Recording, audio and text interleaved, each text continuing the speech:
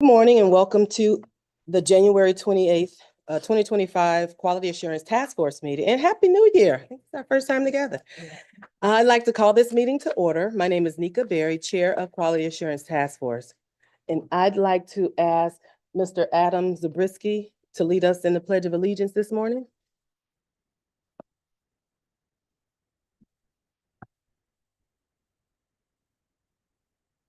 I pledge allegiance to the flag of the United States of America and to the republic for which it stands, one nation, under God, indivisible, with liberty and justice for all. Thank you, Adam. I want to remind all members that this meeting and all future meetings are held in person, and it is important for all members to be here in order for us to have a quorum. Members of the public are still able to participate virtually, and we encourage them to do so. I'd also ask members to please be sure to activate your microphone before speaking and deactivate it after your remarks.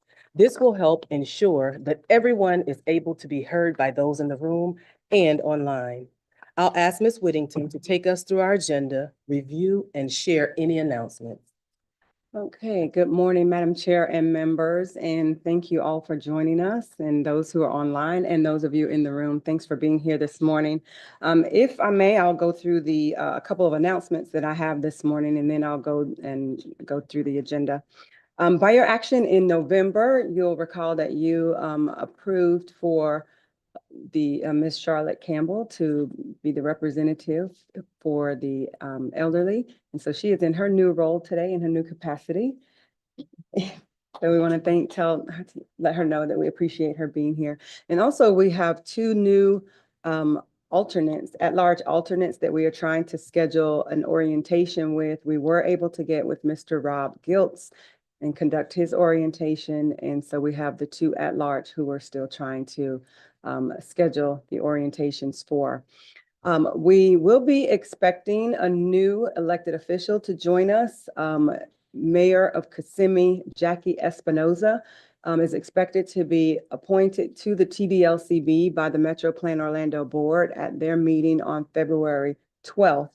And then we'll do a quick turnaround and she will join us on the 13th. So we're hopeful that her schedule will make it so that she is able to meet with us. I wanted to let the board know that the TD Writer Survey is currently open. This is the annual writer survey that we do as part of your CTC evaluation. The last check, we had 46 responses, and by your action last year, we wanted to extend that, so we are leaving that as an option. It is currently scheduled to close on February 14th. We have another blast that's going to be going out to call attention to it, and so we're hopeful to get more, but in the event that we do not get enough responses, we will extend as we did last year. And at the same time, your CTC or Community Transportation Coordinator evaluation instrument will be coming to your inboxes very soon. We're hopeful by the end of this week or the beginning of next week, you'll have your survey that you'll be able to complete. Thank you to the Links team for getting the last pieces in there for us to be able to add to that form. And Madam Chair, the agenda is ready and we're prepared to move forward with the agenda as printed. I would like to call attention to some items that we have there for your information, items for acknowledgement. It's a little more than you would normally get, but there were some items that came out of the legislature last session. And then these are just some follow-ups that were required. And so we have placed information on the CTC adverse incident model procedure, as well as reports that were presented to the Senate on those two items where the Senate had required I Street at UF and Cutter at University of South Florida to conduct some studies. And they did that and they presented those to the Senate, and the recommendations are in your agenda in terms of at least giving you that PowerPoint presentation that was presented to the Senate. If you all have any other questions, I'll be happy to follow up with the presenters or follow up with you individually. And with that, we're ready to move forward, Madam Chair. Thank you, Ms. Whittington. Any questions? Do we have a quorum present today? Madam Chair, we do have a quorum physically present. Thank you so much. We will now hear public comments on the action items. We ask that you provide your name and address for the record, and please hold your comments to 2 minutes or less. If any member of the public wishes to comment and are joining us virtually, please use the raise hand function and you will be recognized. If you are joining us using your phone only, please dial *9 on your phone keypad to be recognized. Do we have anyone joining us virtually who would like to make a comment? Madam Chair, we do not have any hands raised on the virtual side, and I have not received any requests to speak. Thank you. Any members of the public attending in person who wish to make a public comment? Any comments submitted in writing prior to this meeting? We did not receive any in writing, Madam Chair. Thank you all so much. We'll move to our action items, which is the election of our 2025 Quality Assurance Task Force Chairperson and Vice Chair, by Ms. Virginia Whittington. All right, good morning again. Before you today is your annual election of your 2025 officers, which are your chairperson and your vice chair. Ms. Nika Berry and Mr. Wayne Olson have both served in the role of chair and vice chair respectively for 2 consecutive years, which is allowable by your bylaws of the TDLCB.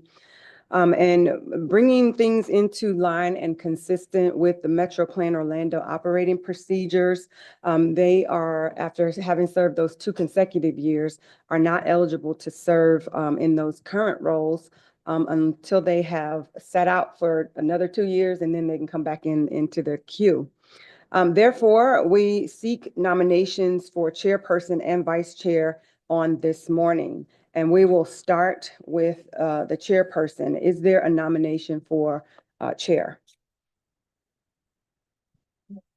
Chair, I would like to nominate Mr. Wayne Olson as chair of the QATF. Second. Nika Berry, second. Okay, we have a motion and a second. Are there any other nominations from the floor?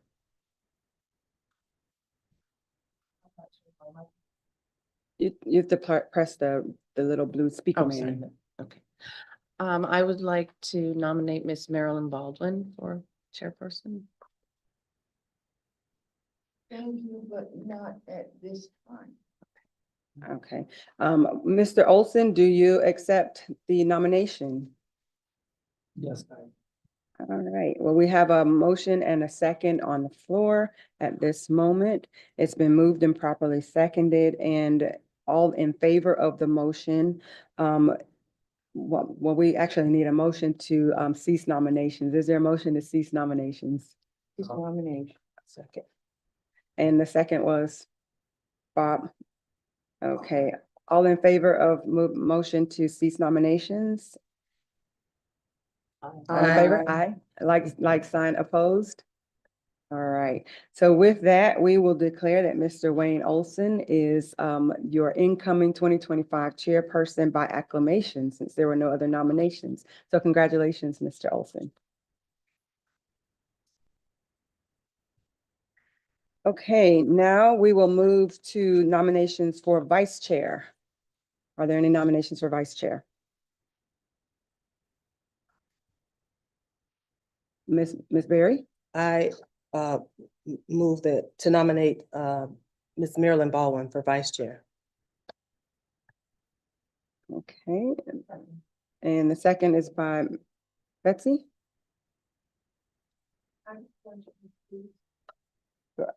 Question.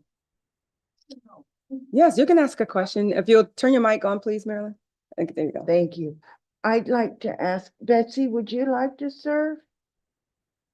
'Cause- I respectfully have to decline that this year. Okay. So, Then I would, thank you, though. okay, So, Ms. Baldwin, do you accept the nomination? I do. Okay, are there any other nominations from the floor? Seeing none, is there a motion to cease nominations? Is there a second? I'll second. All in favor of ceasing nominations signify by saying aye. Aye. And like sign opposed? Hearing none, congratulations, Ms. Baldwin. You are the 2025 Vice Chair, so thank you all so much. And Madam Chair, at the conclusion of today's meeting, you will pass the virtual gavel to your right, and Mr. Wayne Olson becomes the chair for the from February to February of next year. So thank you all so much.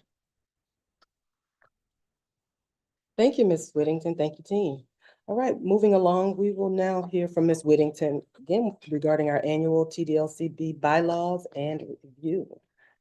Thank you again, Madam Chair. The next series of items are annually required by the TDLCB. So we're looking for a recommendation from the QATF to the TDLCB to adopt.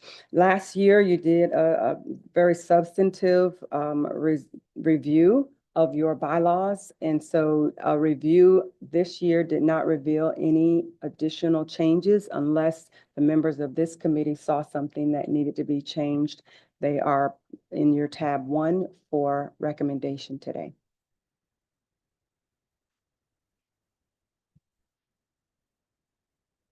Any questions? Everyone had the opportunity to review? All right. So I'll call for a motion to accept. You've had opportunity to review the TDLCB bylaws, the grievance procedures, and the grievance committee members. May I do this at once or I have to separate? They need to be Okay, separate. okay, Yes, all right. separate So actions. the chair will entertain a motion to accept the TDCB bylaws.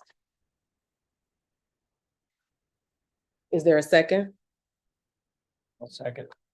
It's been moved and properly seconded to accept the annual TDLCD review bylaw. All those who are in favor, please say aye. Those who are- Thank you. Those who are opposed may do the same. Hearing none, the motion passes. Next, we'll have a motion to accept the TDLCB grievance procedures, which was in tab 2. The chair will entertain a motion.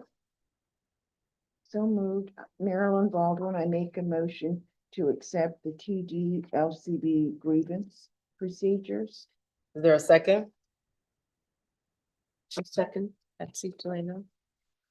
It's been moved and properly seconded. Any discussion? Seeing none at this time, all those in favor, please say aye. Aye. Those who are opposed, you may do the same. Thank you so much. Moving right along. We're looking at the recommendation of the Quality Assurance Task Force and Grievance Committee members. And Madam Chair, if I may, the only difference in this committee from last year is that Ms. Campbell has been moved from an alternate to a primary member on the QATF. Thank you. So we've had an opportunity to review and heard that we've had one change with Ms. Campbell. Are there any questions? Seeing none, the chair will entertain a motion to accept the recommendations of the QATF and Grievance Committee members for this year. Not all at once. A motion? Oh. Second. Okay, it's been moved by Mr. Wayne Olson and properly seconded by Ms. Baldwin. Any questions? All those in favor, please say aye.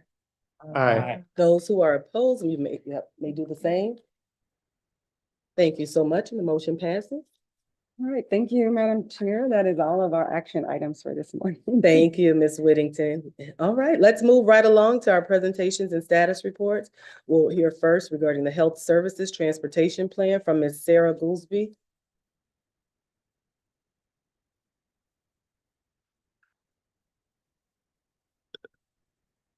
Good morning, everyone. So I'm Sarah Goolsby. I am with a consulting firm, Benish, who assisted Links with updating their Human Services Transportation Plan for 2025. I do want to mention before we get started that the current document is in a final draft form. And so it will be finalized after presenting to the TDLCB next February or this upcoming February. And then will be presented to you all again, the finalized version in your April meeting. So you have plenty of time to still review the document think about it, make any comments or ask questions before we finalize the document. And so today I'm going to give a little overview of the coordinated plan process, and then also an overview of the link service area. I'll summarize our public outreach that we conducted during this effort. I'll summarize our the results of our needs assessment, the strategies we came up with to address those needs, and our implementation plan. So the last Human Services Transportation Plan, or the Coordinated Plan as it is also called, was updated in 2022. So this is an update to that 2022 plan. And the purpose of the coordinated plan is to ensure that transportation services are effective, efficient, and responsive to the needs of seniors and individuals with disabilities. It's also necessary for projects seeking 5310 funding from the Federal Transit Administration. And it's not to be confused with the Transportation Disadvantaged Service Plan. They are very similar, but they do have different required elements. And also this coordinated plan is a federal requirement for those agencies receiving the Section 5310 funding. And then the TDSP is a state requirement required by the Florida Commission for the Transportation Disadvantaged. However, the strategies and needs that come out of this plan will help inform the updated or the upcoming TDSP update that is coming soon. And then as far as what we included in this plan, it does assess the available transportation services within the service area. It also assesses the transportation needs for seniors and people with disabilities. It identifies strategies to address those needs, and then we set a priority strategy for prioritizing those strategies. And then we also consulted stakeholders throughout this process and also conducted some other outreach items as well.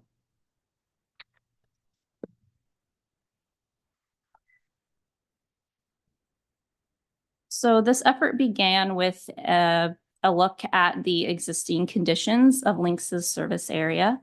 And so currently Lynx offers over 60 fixed routes.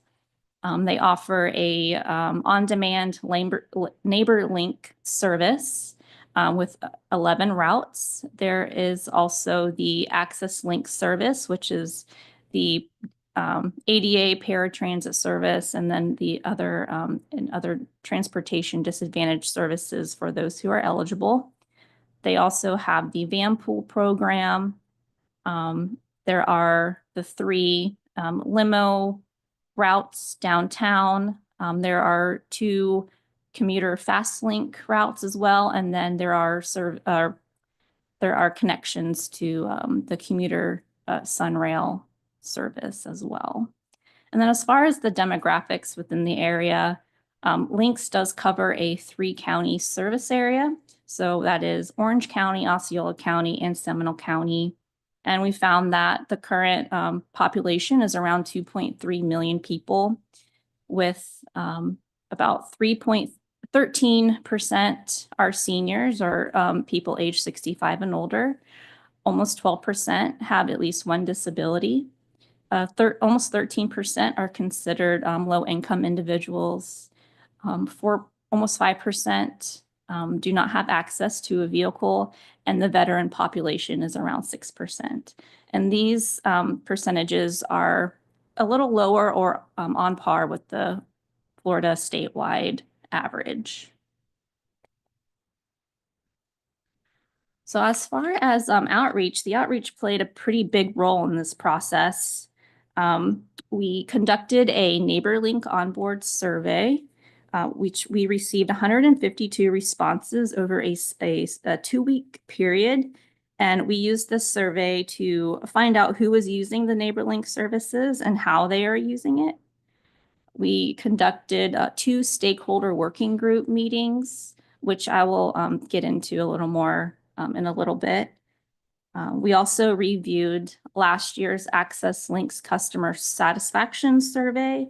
We looked at the comments to gain some insight into the needs of the Access Links customers. And then we also attended the TDLCB November public meeting to listen to the comments and to get the feedback from the public on transportation services, especially those that are for the Access Links customers.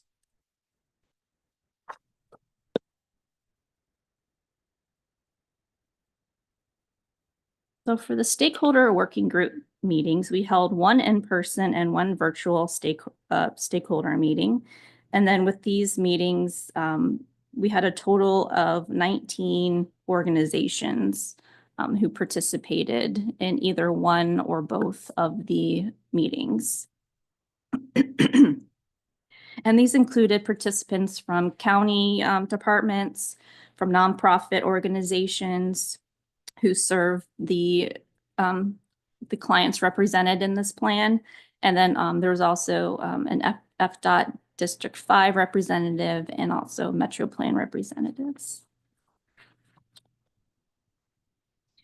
The first stakeholder working group meeting was in person, and we had 10 participants from 9 organizations.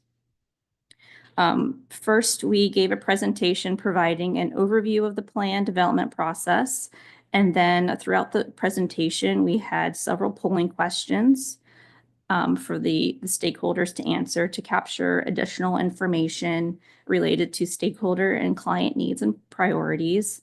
And then we found some reoccurring themes in the answers we received, which included many priorities or barriers related to Access Links users, like complaints of long wait times, lack of real-time info or accurate real-time info, a need for faster service, reliable service, same-day scheduling. And then we also heard some comments about the financial costs for users who rely heavily on public transportation. We heard some comments about needing more bus stops or more bus stops with amenities like benches, and then some of the agencies who are contracted with Links to provide services also expressed a need for additional vehicles or newer vehicles. And then during this working group meeting, we had 2 activities. And so we split the stakeholders up into 2 groups. And the first activity was a points of interest activity where the stakeholders had a map in front of them and they identified any locations or areas where they felt that was lacking public transportation services. And so from that, we just identified some areas, high demand within connections to health centers, limited service in Apopka, St. Cloud, and outside of Point Siena, and then also the west side of Orlando needs better connectivity. And then the second activity was a project prioritization exercise where the group was asked to come up with a set of priority projects. And then you'll see on the slide that the groups came up with about 5 projects. Some of them are pretty similar. For example, the newer, more vehicles. There is an interest in improving technology or partnering with some third-party services like Uber or Lyft to provide transportation. They expressed a need for some additional marketing. They felt that Links might need to market some of their services a little better so that the community knows what's available. And also bus stop improvements was mentioned as well. The second stakeholder group, working group meeting was actually virtual, and we received 17 participants from 15 organizations. This also included some polling questions as well, but this meeting was mainly to get to present some of our draft needs and strategies and get their input on those, as well as the prioritization methodology. And I'll be going over those a little later, but the stakeholders helped us identify their top strategies that they felt were most important, and also gave some input to our prioritization process as well. So after doing our assessment of existing services and all of our outreach, we came up with a list of unmet transportation needs. And these came in the form of service needs, which include same-day scheduling for Access Links users, service expansion to key points of interest, reliable on-time service, and later link service for some of the services that they currently offer. Some of the capital or infrastructure needs that were mentioned or were found to be a need included having more new vehicles and operators, and also the more bus stops or bus stops with amenities. And then under technology, there's the real-time tracking technology for Access Links, and then some other needs included expanding marketing and outreach, and then looking into a more affordable transportation for those who rely on it. And then the next step in the process was to establish a set of strategies to meet these unmet needs. And we started this process by reviewing the strategies that were developed for the 2022 coordinated plan, since the plan only occurred 3 years ago, so there is some overlap between the needs. And so some of those strategies were carried over or were tweaked a little bit, and then were included in our strategies and then reprioritized. And then we also developed some new strategies as well. And so we came up with 9 strategies, which are tied to specific projects or actionable items. And then once these, excuse me.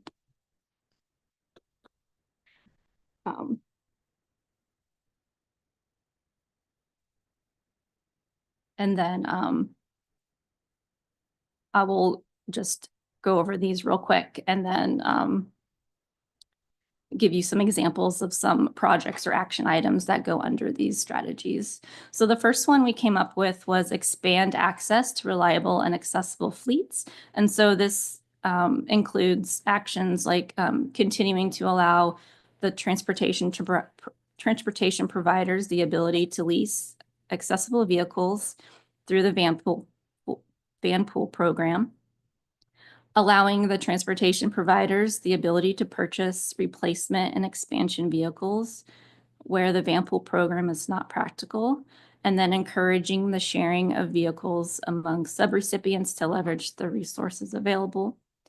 The next one is improve service efficiency and coordination, which includes identifying dialysis centers within or adjacent to NeighborLink service areas to improve scheduling and wait times for clients.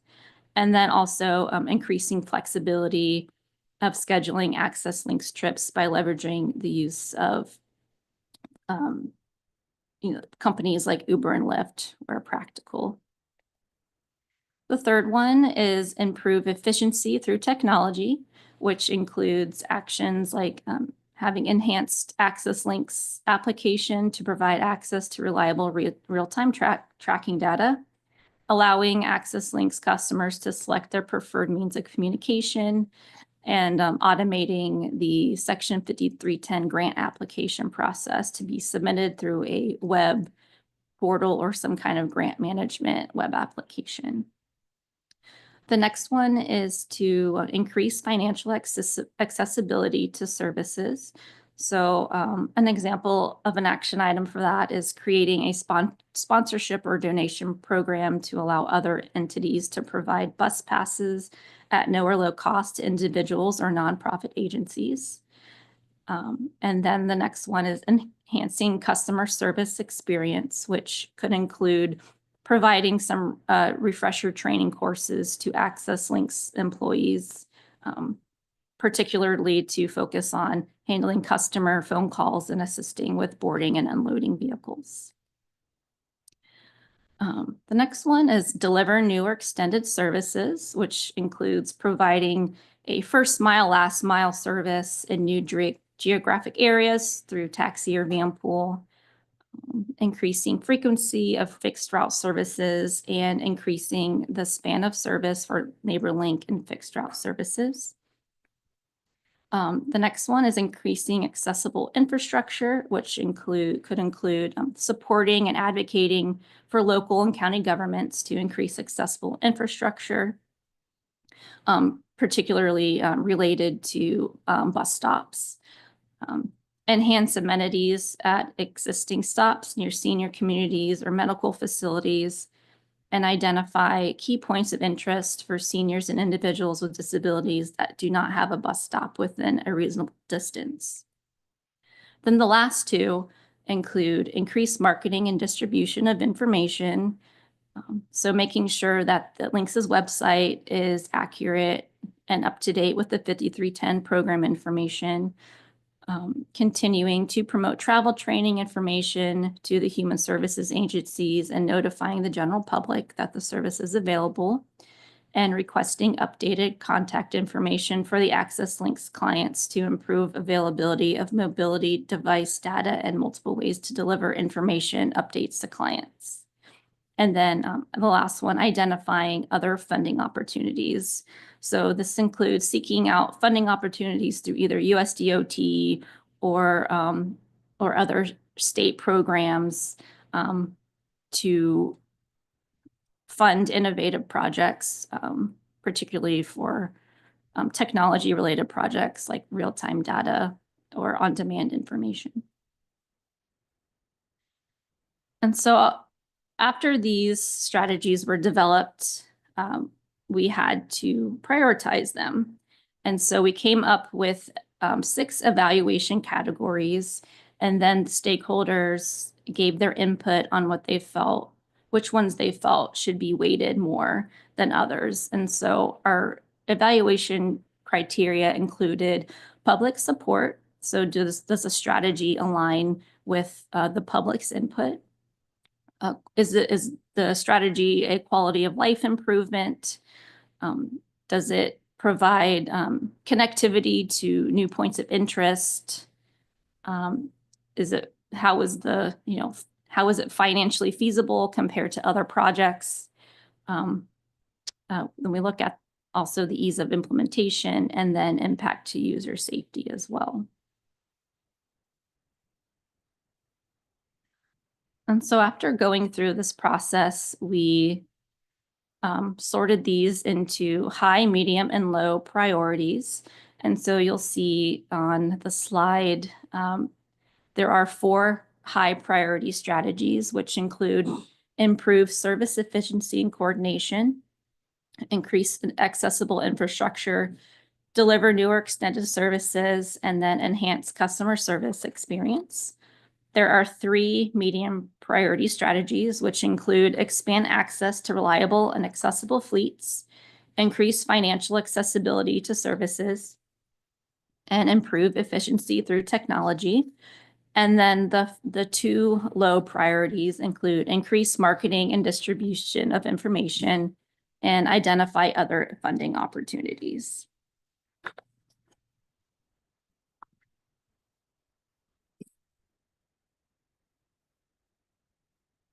And so prioritizing the strategies helped us form an action plan with near-term, intermediate term, and long-term actions. And these items don't have to be held to these implementation timeframes. It's really just an estimated timeline or goal for completion as funding becomes available. And so under the near-term strategies or near-term implementations, which is to occur between 1 and 3 years, includes the improved service efficiency and coordination, and then also increase accessible infrastructure strategies and those action items that I listed previously. And then additionally, the deliver new or extended services, and then the enhanced customer service experience strategies are also considered near term. For intermediate term, which the goal is 4 to 6 years on those, we included the strategies to expand access to reliable and accessible fleets and increase financial accessibility to services. And then the last intermediate term strategy is to improve efficiency through technology.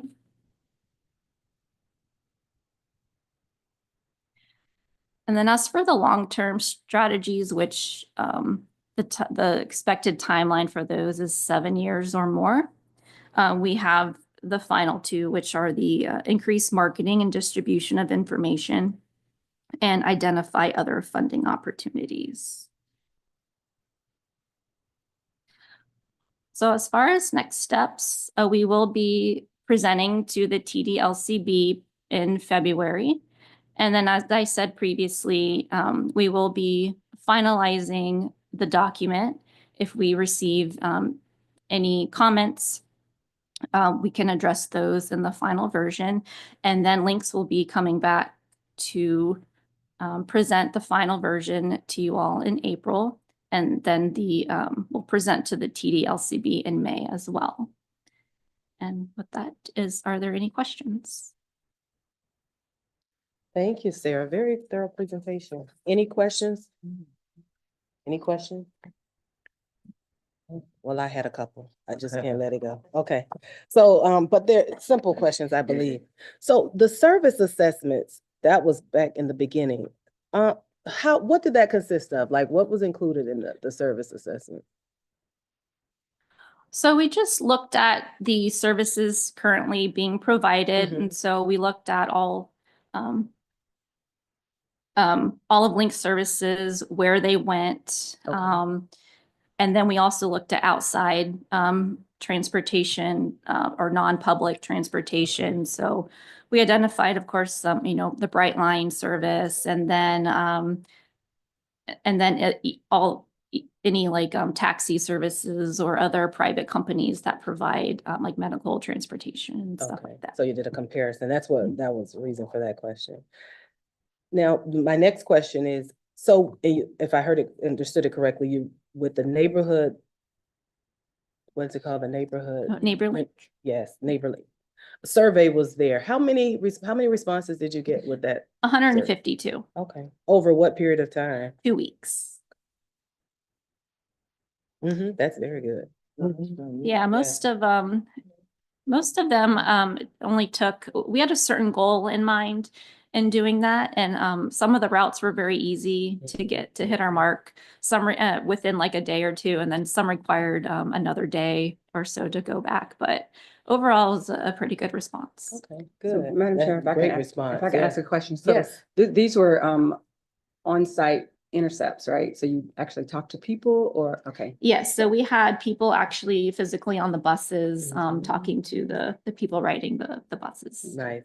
Very, Very good. That's a great response to that. Especially with this population. Yes. Involved with this type of stuff, but for housing and those in need, and getting that many surveys in such a short period of time is great. That's very good. Okay. So my next question, I was looking at the stakeholders. How were they selected? And I'm asking that question because I immediately, when I reviewed it, thought about the Lighthouse for the Blind. So, and I'm just how are your stakeholders selected? Sure. So many of them, we took the list of the agencies who are contracted with Links. which are mostly, they're all nonprofits. And then Links also has a list of stakeholders they keep of other nonprofits. And let's see, we also, yeah, it's mostly, Links has like an inventory of these agencies and contacts. And then I don't recall, and I think, they might have, had some other recommendations just based on, other people they meet in other meetings and stuff like that. Is it always the same when this comes around? Always the same stakeholder? Or Not do they- necessarily. We reach out to everyone on the list and then certain people will respond and say that they want to be included. Okay. There were some overlap between this plan and the update in 2022. Okay. But then we also had some new folks as well. I would definitely in the future recommend considering Lighthouse for the Blind for that. Definitely recommend. Now, my other questions, I do, they've been simple, right? No, yeah. Okay, good. But so the benches at the bus stop, just to list, that's Links. And let me ask you why I asked this question. Links provides those benches?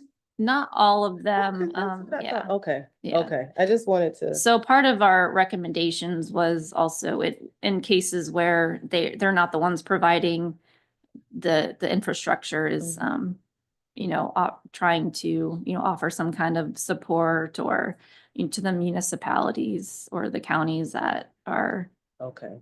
in charge of that. Okay, because I'm like, wow, that's interesting, if they did.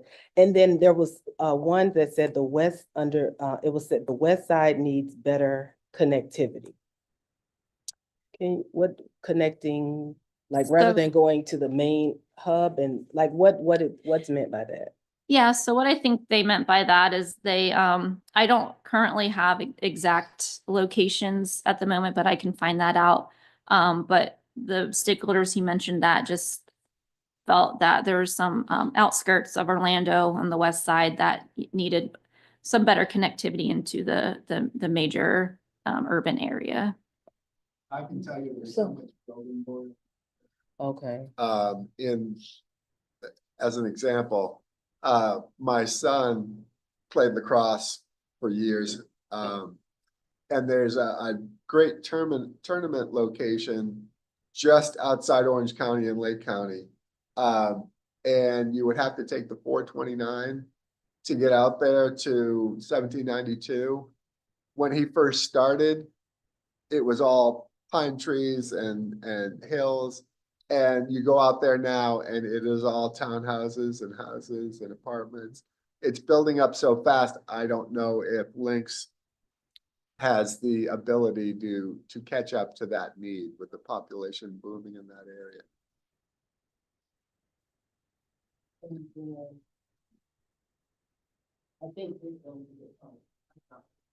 I think this goes together. Now, this is just my curiosity because I saw where one of the recommendations was to expand Link's operations. Like one was giving donations to the nonprofit agencies or donating bus, like what was the discussion around that? And I asked that question because the nonprofits are funded, so how they build their budget or use it for that. But then the request or the recommendation to ask Links to say, hey, give this, as we have several, everyone, let's just say gets 100 bus passes just to distribute. Like, what was the conversation around that? So the one about okay, like this one, number 2, expanding operations. Is that what Yes, you but mean? there was one that said, like, it had some, and I can't remember, I think I took a photo, but it was talking about, was that sharing a Oh, vehicle? I think I might know what you're talking about. I think it's here, keep going, where does it? Create a sponsorship or donation program to allow other entities to provide bus passes at no or low cost to individuals or nonprofit agencies. Create a sponsorship or donation program to allow other entities to provide bus passes. So how would links control, so other entities, nonprofit agencies, for example, can purchase the bus passes. So how would links control this piece of it by allowing them? Yeah, so I guess it's more of a we have heard of some agencies having some kind of program where they have maybe organizations reach out to them and say, I want to, buy 100 Mhm. bus passes and then provide it to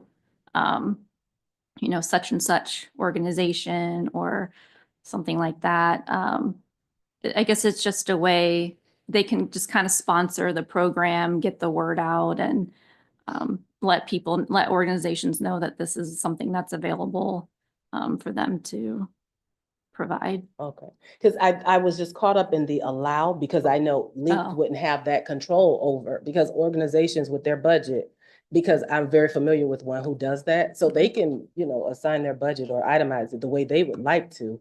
But I just didn't see how Links would have control over that in assisting the increasing financial accessibility to services. Well, it is an interesting point to bring up. Maybe the wording isn't totally clear, so maybe changing, kind of removing that allow, because you make a good point. So that could be maybe reworded. And yes, thank you, Sarah. I just wanted to inject into this that, as a dialysis center, social worker, we have the National Kidney Foundation, and we write for grants for Lynx bus tickets regularly, and they provide funding for That's that. nice. So and it's a big deal to the dialysis. Yes, patient. I can imagine. So, yeah. Good, that's good feedback. Well, thank you. That's all my questions. Thank you so much. Thank you. They're good Okay. Oh, questions. we have one more? Okay. Ms. Baldwin, you're recognized. Can you tell us how many of the stakeholders were users? It may be in your written report, and if it is, I'm sorry. I don't remember.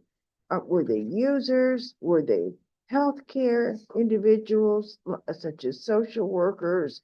Were they business people? Who were the stakeholders who helped make the recommendations?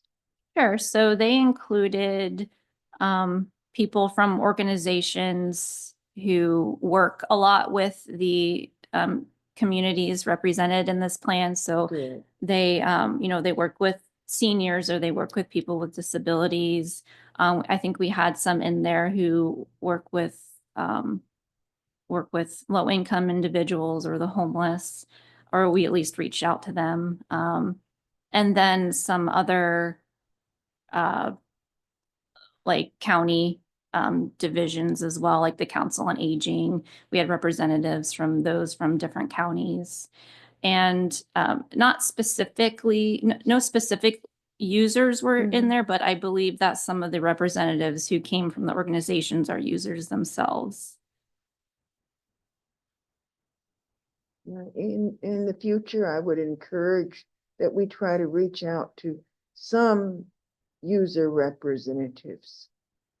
It's hard, I know, Sure, no, that's a but good good work.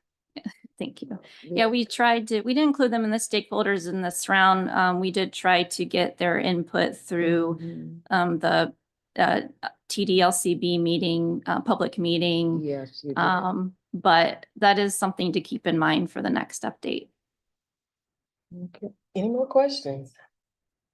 None. Thank you so much. Thank you. Very, very informative. And Madam Chair, the link to the actual HSTP document will be included in your TDLCB agenda. So you'll have the full report that'll be coming before you. So this was an update. And apologies on behalf of the team. We missed it in Cody's email that he sent to us, or you would have had it today. So I Okay. apologize for that, but we will get that to you. Well, thank you. I look forward to reading it. All right, our next presentation and final presentation, Mr. Norm Peakling, you are up. First report on the box for 2025. So, again, the table of contents, I will do an overview. I'll give you an idea of the trip demand, performance, trip duration, that's the research that we've been circulating here. Service activity, which we'll spend some time on. Have a high volume of calls. So service costs and funding, this is always a fun chart to show, kind of showing you where we're at with that, opportunities and summary, and then obviously, I'm sorry. We've already, achieved our goal. We are, last year, we had about an 8% increase in trip demand, so that for you just a moment. Maintaining a very good performance, on our performance goal. 10%. We did get inundated the last couple of months of 2024 with, calls, and mainly due to a new call pass, implementation that we had to do. That is your mobile, fare passes. And it's not for access point. And then a lot of ETA calls. Cost of service continues to present challenges, and then we are making changes in our fare transit fleet. We've got now 16 new vehicles that are actually on site, and the 13 that have they are out in revenue service. So the service very, very short. So we have a lot to do in the current fiscal year as far as replacing a lot of vehicles. As far as trip demand, you can see we're up to 648,826 trips, which again, that's at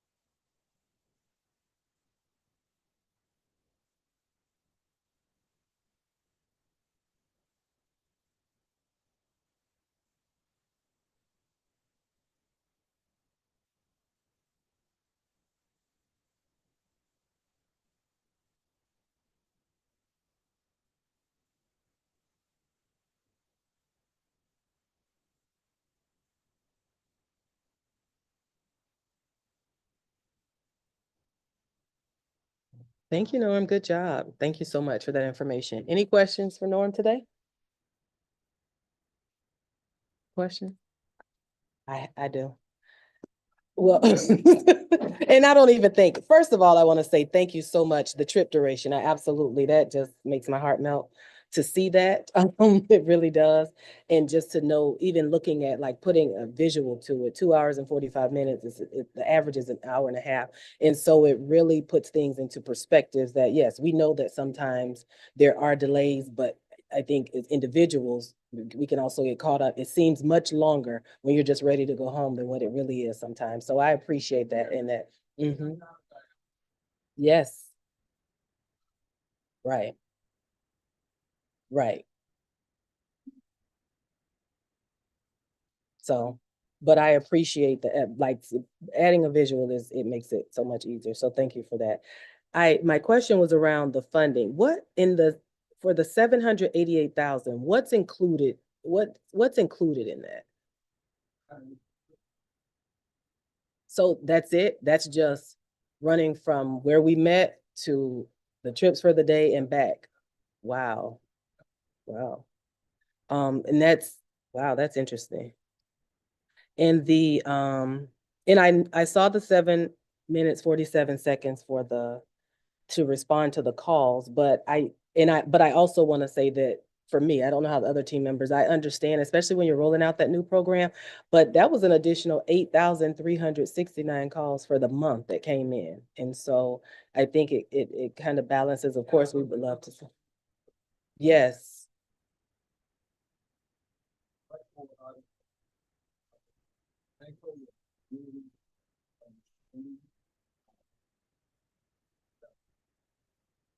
There's people like this, but we understand. Yes.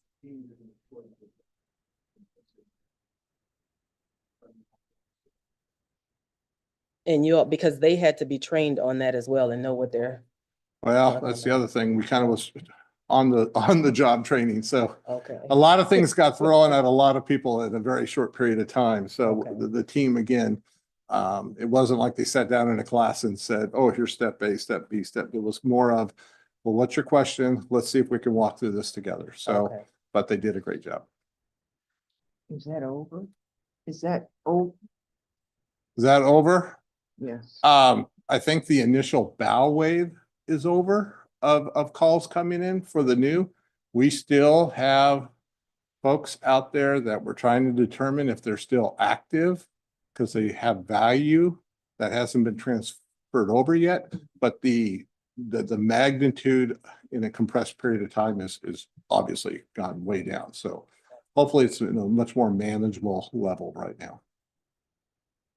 And that some of that, especially when it's something new, it's expected. So, well, thank you. There are no other questions. Thank you. All Good right. job to you and your team. Thank you all. Can I ask Norm a You had a question about? question? No, I- no, Yeah. no. No, About the Paw Pass, what is the functionality within Paw Pass? Is it just for fare and right fare now it's just for collection? fare, right? Okay. It does So not it does track not the do any vehicles or tracking, it anything. doesn't do No, any, it's tied to the Gen Fare new fare boxes that were implemented on the fixed route system. So yes, it's a much better system to go be able to tap that phone and take the stored value, and you can use credit cards now on certain credit cards on the fixed route system.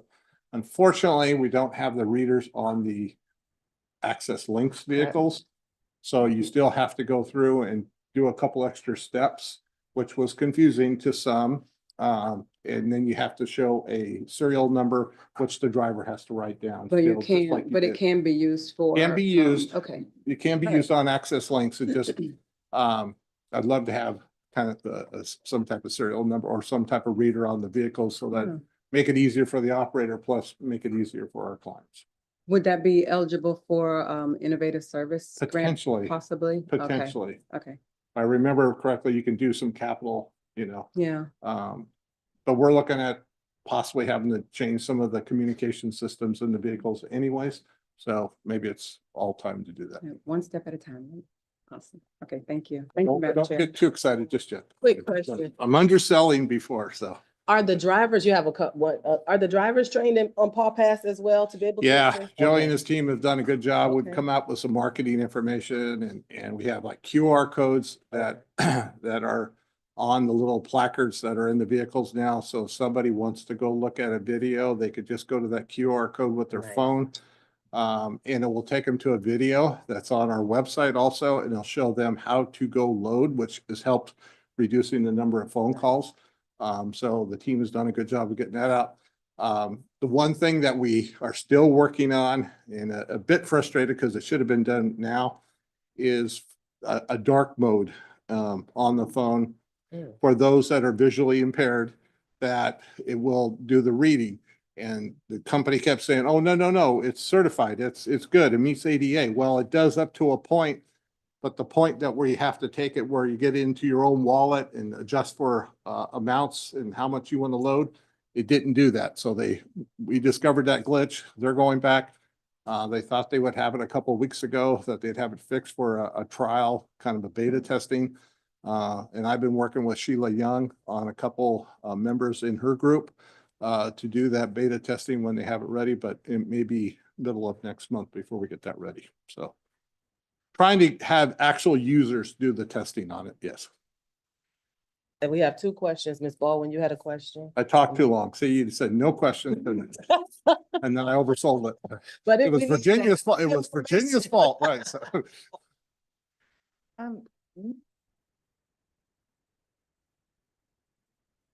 did I hear you say that Access Links staff took on the burden of answering most of these Paw Pass? Well, they're not the Access Link staff. The call center, Call the center mobility services reps, they represent anything that Links runs. They are the ones. So when you see that call number there, that's all calls. Okay. It's not just reservations for Access Links. Very good. It's directions for fixed route. It's, how do I get my Paw Pass to work? How do I get from, downtown Kia Center over to what route would I take? It's all those questions that come in. So Very it's good. everything. Thank you, Bob. Yes, I just have one question. I apologize, I have to leave. Recently, the golinks.com website went down because of work information on my phone. I don't have Paw Pass. I purchased the tickets. I tried for a couple days in a row and it wouldn't do anything. So I called customer service and they said, oh, you have to call the finance department, which I did and left a message. Apparently a number of people had left messages before and after me. When the gentleman called back, he was very nice, but he also said I was very lucky because they were getting rid of their credit card reader like this week. So what is the fallback in the future if the website has a problem and individuals, riders aren't able to purchase tickets? What will the fallback be if finance doesn't have a credit card? I'm going to have to look into this because I'm not aware of any issues where, if there was buying tickets, we have credit card machines out there at customer service today. Now, maybe they couldn't buy a coupon online and let me go figure that out, Bob, and I'll give you a call. Yeah, and again, the guy was very nice. Right. And when I called customer service, I obviously wasn't the first person. There's been a lot of glitches, and so let me find out for you what happened. I appreciate that he was nice, but if there may have been an online purchase of coupons that there was some kind of problem with. I'm not completely aware of, and before I misspeak, let me find out what happened. Yeah, because I ride 5 or 6 days a week, I buy the 50 tickets for $45. And I buy multiple books at a time. And I tried and it just wasn't processing.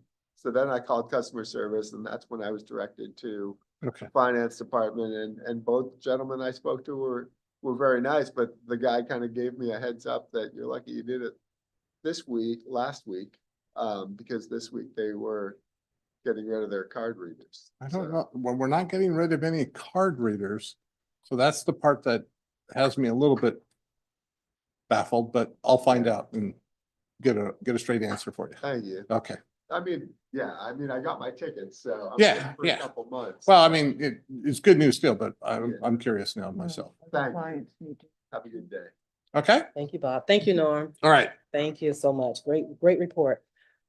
All right, moving right along, we have our general information and we've heard that already. You can take the moment to review tab 4, 5, and 6 and 7 if you have not already.